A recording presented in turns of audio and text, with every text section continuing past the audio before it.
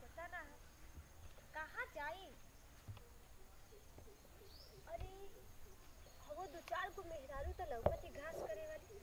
देखे हम चली वही जुन कॉल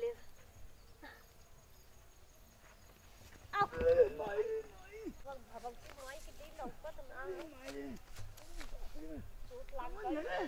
लौकत ना एक राखिया फुट पई गई है। हां तोहार अखिया फुट पई जा तोहरे ना लौकत है तो के ना लौकत है जवानिया में अंधराए गलौ हैं। तू बुढ़ौती में अंधरा जत त हम जवानिया में अंधरा जत त का हो जाई। ए बाप रे बाप बुढ़ौती में देख के जान बुझ के धक्का मारत चलत हवा। एक खुरपवा से बालू दे जानेला ना हमके का कइला।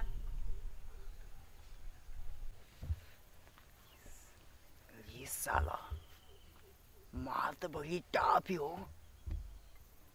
झूठे आने से भीड़ गई नहीं है बेमतलब है कि अभी के पटावे पड़ी लगा था। कैसे के पटाएं। अच्छा रुका इससे पहले माफी मांगे झूठे देखी क्या कह ले।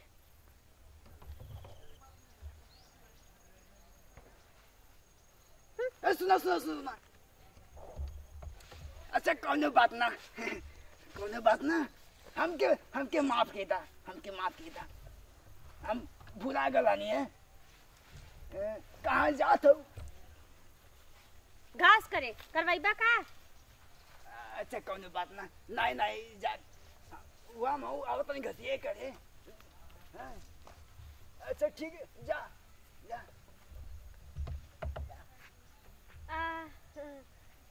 घसिया तब हमरो करवा दी ना तनी ज्यादा हो जाई। अच्छा हाँ सही कालू है घसिया करवा दे तो दो ही गठी हो जाए ना। हाँ ठीक अब मतलब हाँ आई है सारा का करी हो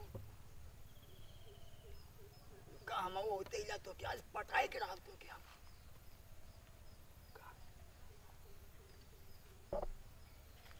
बाप रे बाप ऐसा बुढ़वा मिल जाना कोई कि दिमाग खराब करके रख देने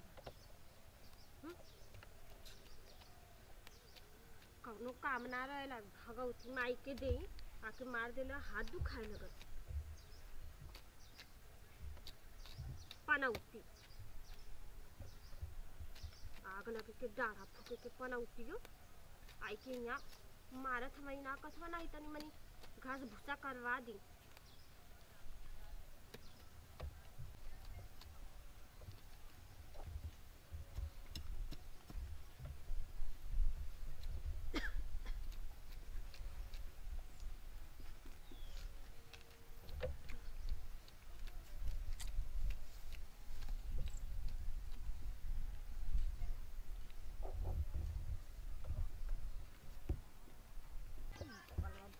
माई के दे ऐसा घूरत है जिस लगा से लड़की ना का भूखा देख जिंदगी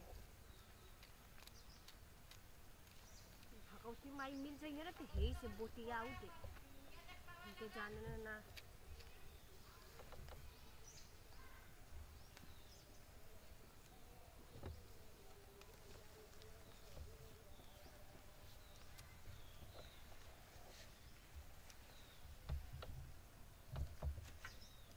भगवान जही के पड़ी घसियो करल पत्रो में। हे भगवान हे बुढ़ौतिया में ये जवनकी से पटवा देता तो बड़ा मजा आ जात हो। साला आज तक काम खराब हो गई अब बिहान निके तो पटाए के रहा पक्का का जा आज तुम्हें तो हम छोड़ देनी आज लेकिन बेने देखा तो आराम का करीला तुम्हें बिना पटोले ना छोड़ हम बहन चिट्ठी लिख के ले आई तो के देव।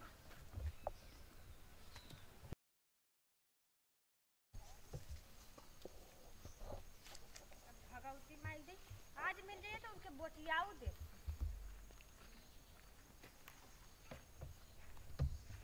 घसियो तो ना लो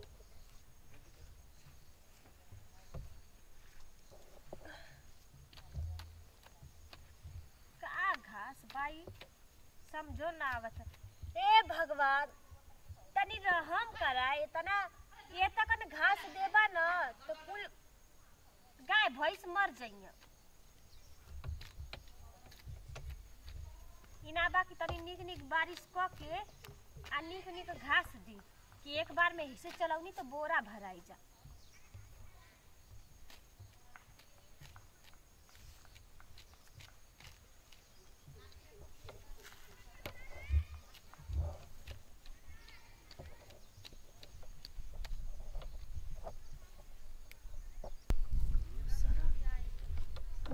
कि कोनो दूसरी हो लगा तो वह सकलिया से उदैया मत भी है वैसे ही लिपस्टिक लगोले है वह ये है।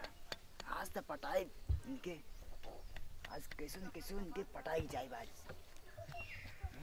आज पटाई नहीं तो जहर खा के मर जाए देखा।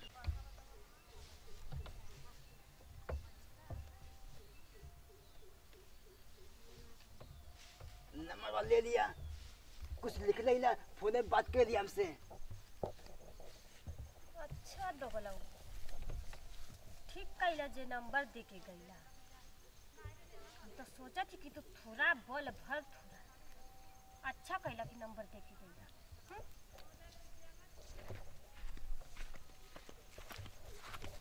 सर इतना दिमाग टेंशन में बताई क्या बताएं।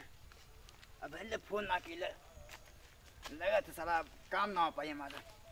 चला देखा ला कोने बात ना सारा खाना पीना कुछ अच्छे लगत ना कोने बिना हमके क्या करी बतावा।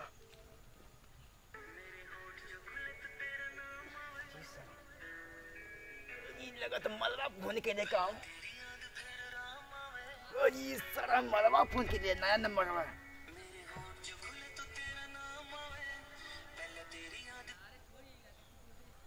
हेलो हेलो हाँ बोला कलेजा। अरे राजा कहाँ बड़ा हूँ? अरे तो कहीं बगियम तबा था नहीं हो वो सोचा था जी फोन भाई ना क्या बात है तो फोनवा बज गई है साला मजा आ गया। अबे बतावा क्या होता है का कहत बड़ा तू इतना देरी से हमारे इंतजार करत रहला।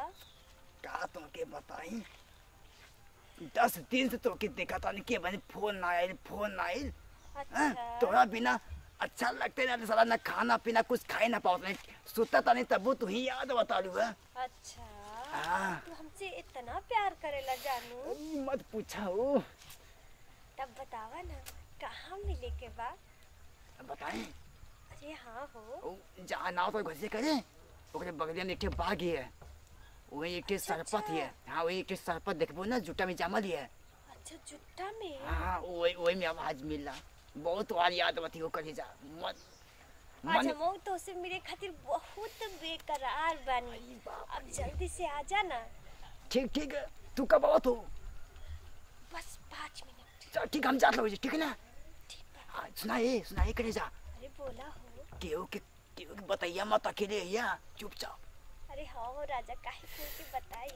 ठीक बाबा हम चलते ही ना जल्दी आवा। अब फोन वाला कमल बतिया ठीक है ठीक है हाँ ठीक है। अरे भगवान का बहुत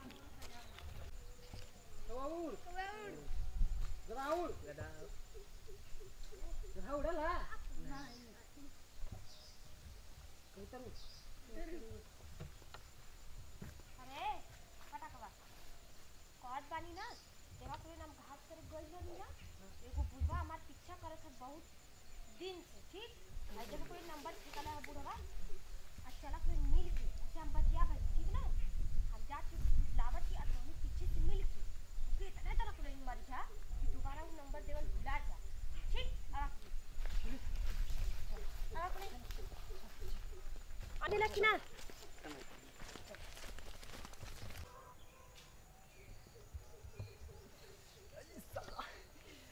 फोन कैसे बोल बतावा सलाम के विश्वास ना है कि हमसे प्यार कितना के लिए गहरा प्यार एकदम।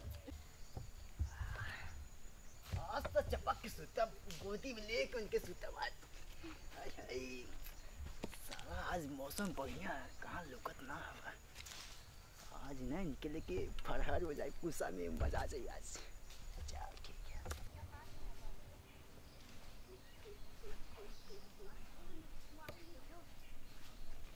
बहुत बारी ना देखो कोई ध्यान से सुन ला तू छोरा कुल कोने लुका दिया ठीक ऐसे बात जैसे हम बुढ़वा फुसलाई एक मिनट मारी स्टार्ट कर दिया।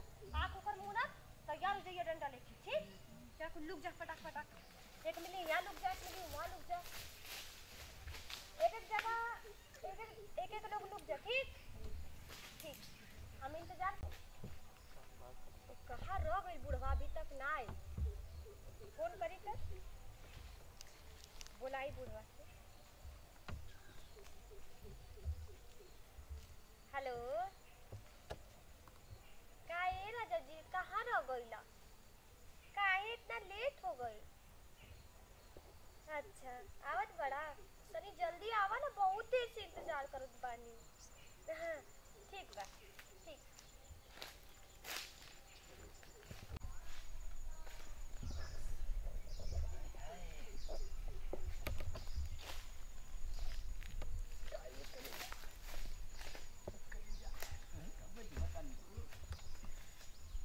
पहले ही दिन मिला तब तक जब के लगला, एक तो से ना बोले मन करेला।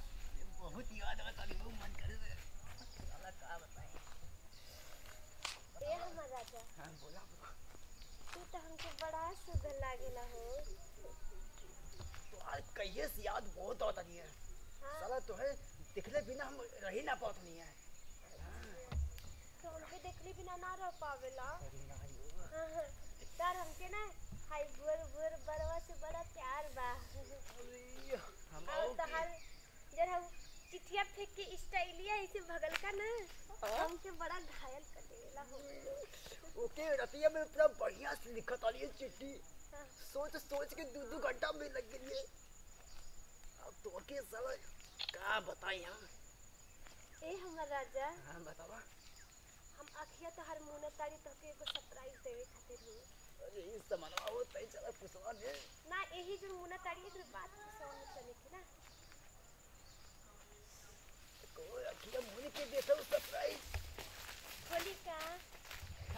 कोला कोला। अरे साला यो। अरे मायो, अरे ये क्या हो? अरे पिटवा दे लोग क्यों? अरे माय, अरे माय, अरे माय, अरे माय, अरे माय, अरे बुढ़वा, अरे राम, अरे माय, अरे राम, अरे राम, अरे भाग रे भागा, भागा भागा। आयो, आयो राम, आयो राम, कोई पिटिया लाल के नहीं हो माई। अरे अरे बुलौला मिले बदे हो इसे पिटवा दे लो। मीठी मीठी बात कह के छुड़वाए के भगवाए भाग गई। आई हो राम, ये तो का के